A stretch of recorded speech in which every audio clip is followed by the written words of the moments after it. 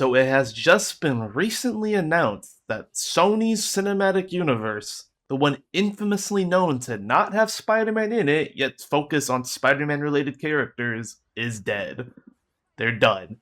They're not making any more spin-offs. Craven is going to be the last of this universe. And honestly, who's surprised at this point? These movies have not been good ever since they started in 2018. There isn't a lot of them, but there also isn't any good ones either.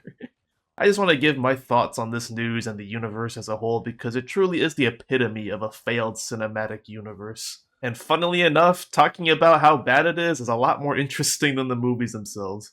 I'm pretty sure Sony was thinking about this decision for quite a bit now. I'm pretty sure that's the reason why they released 3 of their movies this year. This was make or break for Sony, and even if one of these movies did just decently well enough, they would probably keep going. But seeing as Madam Web and Venom 3 were not big moneymakers, they're really showing their faith in Craven by saying it'll be the last one before it's even released. Now I know some people actually like the Venom movies, and if you're one of those people, that's great, but it's okay to be wrong. I would say the best movie from this franchise was the first Venom, but I can really only say that ironically. That movie had such an awkward yet charming vibe to it. It wasn't actually a funny movie, but the fact it tried really hard to be funny made it kind of funny. Now I kind of want to talk about why I think this franchise failed as a whole. The main thing people disliking is the fact that these movies center around Spider-Man related characters, yet barely tie in with Spider-Man himself.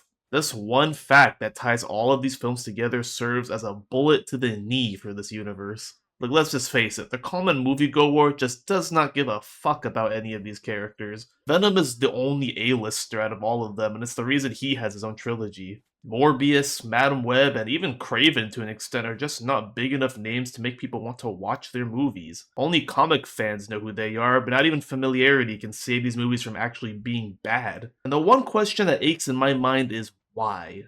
Why make films about characters that people do not know or care about? Because try to think about it from their perspective, right? From a writer's perspective or producers or whatever. The people behind making these movies have to understand that the common movie audience does not know these people, okay? They don't know them. So they have to try to gain interest for these characters so that people can go watch their movie. Which is not a new thing for superhero movies, right? I mean, look at the MCU and how many characters got their own show or film. A lot of them being lesser known names than they were now. So how do you gain interest in these films? And I personally think Sony just has the wrong mindset and believes that since Spider-Man is probably the most popular superhero ever, that any character related to him or tied to him in some way will also be popular. But these movies have proven that fact to be false. Because I can understand not wanting to put Spider-Man in any of these movies. You don't want to put the focus away from the character that's supposed to be the focus, right? Like, they are the main character. As much as Morbius is a terrible film, it's titled Morbius, not Morbius versus Spider-Man or something. You have to make the movie about him. But what if I told you that that's not the only reason this universe failed? There are in fact 2 bullets in both knees for this universe, and I believe that is due to a lack of build-up. When you look at any other cinematic universe, they all have some sort of build-up which warrants their existence for having a connected universe. The MCU obviously had a build-up to Thanos, and now they're focusing on Doctor Doom. The Monsterverse build-up was towards Godzilla vs. Kong. Even the Snyderverse, which I heavily dislike, at least had a vision for the future which was Apocalypse. Because even bad cinematic universes have a vision. It creates anticipation with the audience members that follows them. Even right now, with how weird the MCU is, there's still a vision for Doctor Doom. It's not set up very good at the moment, but they're trying. Which brings me to Sony, and the fact that there is zero build-up for the universe, and none of their movies really connect in any way. Because if you're not going to have Spider-Man in these movies, which is pretty much the essential point for all of these characters, you gotta have something even better to replace him.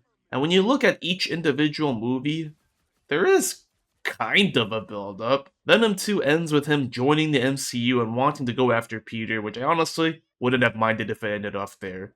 It's a bit sudden and feels a little forced, but it's better than nothing. Venom's in the MCU and he's going after Spider-Man. There, you got it. But then they just throw it all away by having him return his own universe, and then the trilogy just ends in the most anticlimactic way possible. Morbius has an even more confusing way by having Vulture somehow go into the Sony universe and now wants to team up with him, and the end credits scene implies that this vampire man wants to go beat up a random 17-year-old that he's never met before. And then Madam Web, oh boy, where to start. Unlike the other movies, which seem to somewhat be afraid to show or even talk about Spider Man, this movie relentlessly beats you over the head with the promise of Peter Parker being born. Just non stop pandering and references to the point of nausea. But again, this leads to nothing.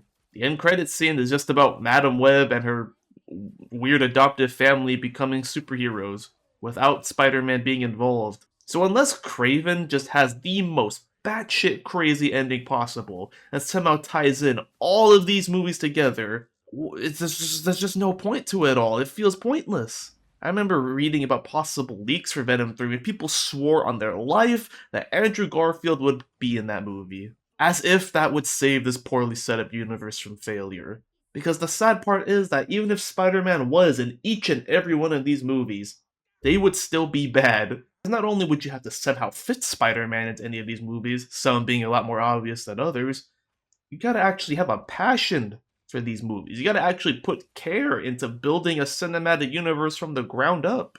While I hate the Snyderverse with all of my being, I can at least give him some credit that he fucking wanted to make those movies, okay?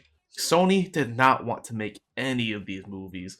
They just wanted to cash in on Spider Man's popularity without actually making movies about him, and also the fact that the MCU was popular. Because remember, Venom came out in 2018, probably the peak of Marvel's popularity.